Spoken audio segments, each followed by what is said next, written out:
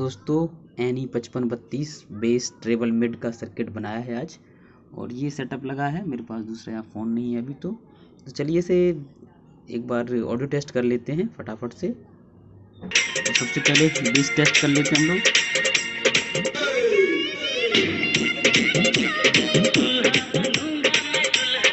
तो ये बेस है इस तरह की। बेस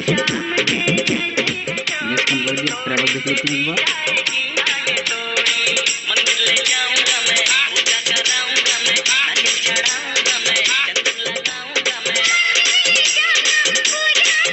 अब इसका मिड चेक कर लेते हैं एक बार।